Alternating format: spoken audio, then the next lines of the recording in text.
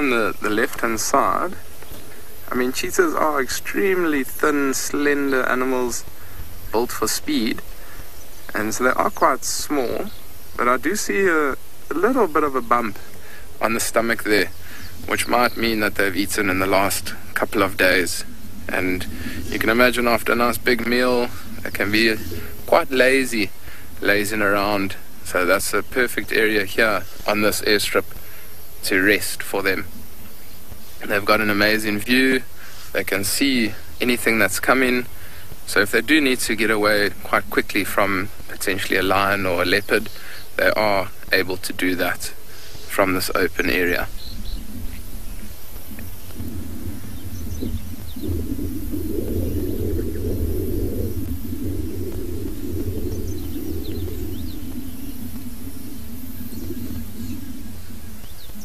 And it's amazing, it seems like these cheetah, they're almost like all looking in different directions. The one on the right is now looking off to the right-hand side. The one on that's lying flat's looking directly down the runway. And the other one's looking almost over its sibling's shoulder.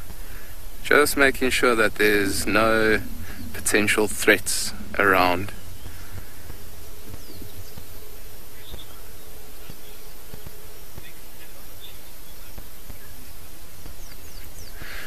Mandla, so the biggest animal that cheetahs would hunt, so I mean for these particularly young cheetah that would most of the time be with their mother, the mom would often take down things like impala, inyalas, maybe an inyala I would say would most likely be the biggest animal.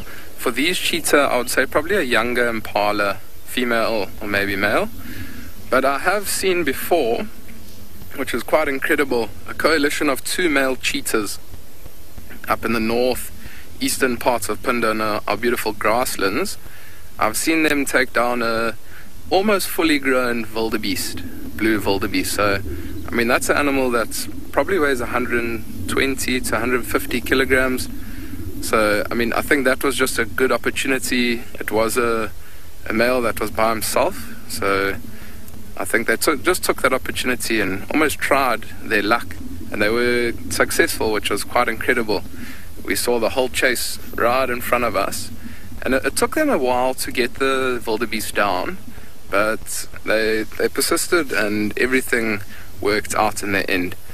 The wildebeest was struggling a little bit, but I mean that the one cheetah was around the neck, and slowly that wildebeest then fell, and the cheetahs did end up feeding off it.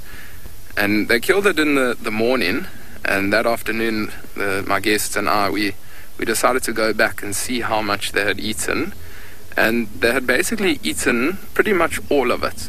So they spent the day there feeding, because they never know when their next opportunity to feed is going to be. I mean, they hunt, but they're not too successful. I would say probably maybe like 30%, maybe 40% of the time they're successful. So they never know when their next meal is going to be. So they've got to take the opportunities that they get. And if you've ever had the privilege of seeing cheetahs feed, they're very clean feeders, but they feed quite quickly. Often feeding, looking up, looking around, seeing that nothing like a hyena or leopard is going to come and steal that carcass from them. And then they often feed and just move a little bit away from the carcass, try to digest a little bit, and then they'll move back to the carcass and feed, move away, and they'll do that pretty much for the whole afternoon if it is a bigger animal like a wildebeest. So yeah, that's my personal story, that's the biggest animal I've ever seen cheetahs take down. But I mean, in things like the Kalahari, they might take down maybe a wildebeest, maybe a young eland. I saw the other day that cheetahs killed an eland. That's pretty much a similar size to a blue wildebeest, a younger eland, that is.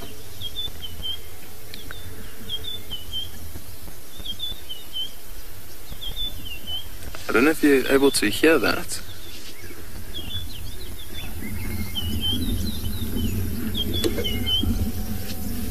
But I can hear impalas off in the distance behind us, and they're what we call rutting, so they're fighting one another, and those cheetahs they heard that and almost all looked in that direction immediately. And it's just a sound that they might not be familiar to, and that's what caught their attention.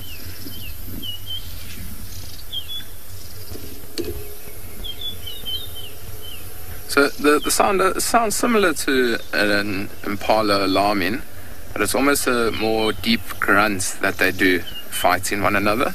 And I mean, we are coming up slowly to the time where they do start to rut. So rutting season's about April, where the males are going to fight one another for territories to then start mating with the impala females, and they'll fight for a harem. So a harem's a structure, the impala's structure, that's one male to many different females. And so they're already starting to show their dominance and try and assert dominance within the bachelor group. And when they are big and strong enough, they'll then go into impala herds, where they'll then start to try and fight the dominant male of those females and see if they can kick him out and then mate with those females within that herd.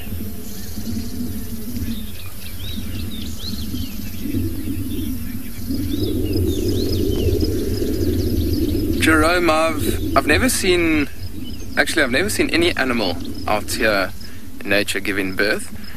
Cheetahs in specific, they're similar to lions, where they'll go into a den site where they'll give birth. So that's quite a dense area, maybe in a grassland where there's lots of grass around, and the mom can tuck herself up in that grass and she can then give birth there.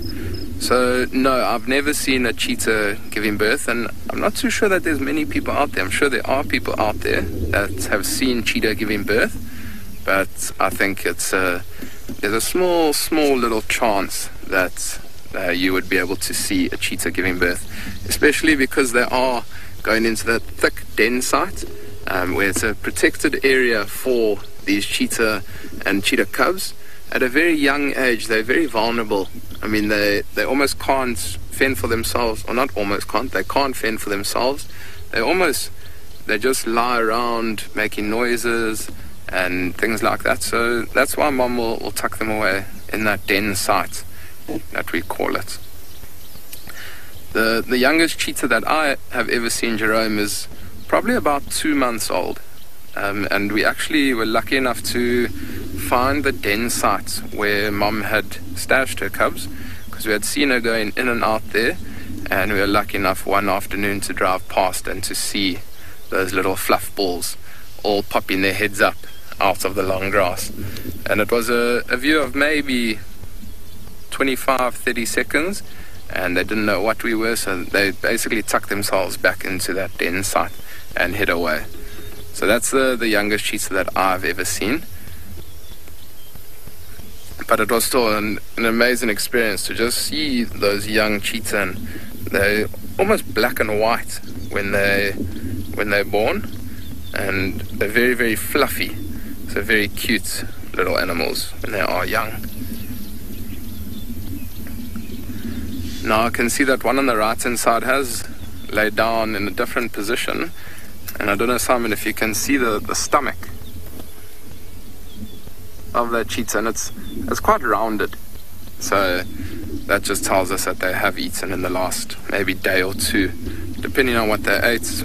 That they're just trying to digest all that meat that they would have fed on in the last day or two. And cheetahs, they aren't animals that will often go and look for water. Something like a lion, those lions that we saw earlier, often if they have a big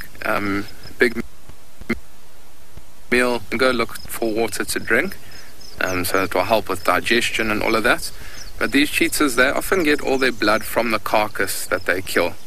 I mean, if they are walking on the road and they see a puddle, they'll most likely drink from it, but they're not going to go out of their way to try and find water. And with all those rains that we've had here on Phinda, there's pretty much puddles all over the show, so if they are wanting water, they don't have to walk too far away from this area where they are now.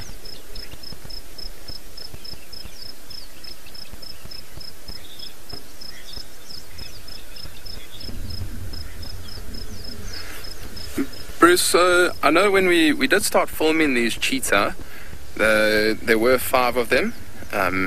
So the one cheetah, we suspect that the one cheetah got taken out by the pride of lions, potentially even that pride of lions that we saw, because we knew where they were in the evening, and then the next morning we went to that exact same spot and we saw lion tracks around there. So we do suspect that the one got killed by lions. And I mean, lions, they'll often take out cheetah just because, I mean, it's a threat to them, like for it's competition, rather, I should say, because they're feeding off the same things and the same territories and all of that. So that's why lions will kill cheetah, and they won't feed off them. They'll often just kill them and then move off. And then the other cheetah, we saw that it had very, very bad limp. So here in Phinda, we're very conservation aware, and so what we did is we called in the vet, and the vet came and had a look, and so we decided to dart the cheetah, and they took some x-rays of, I think it was the back leg, and we found out that the cheetah had broken its leg in 2 separate spots, and we asked the vet if it was able to operate and to potentially fix that leg, and he said that it's most likely not going to work, and so we took the drastic measure in euthanizing that cheetah, just because it wasn't going to survive, it wasn't going to live a good life with that limp, and we decided there and then to then euthanize that cheetah.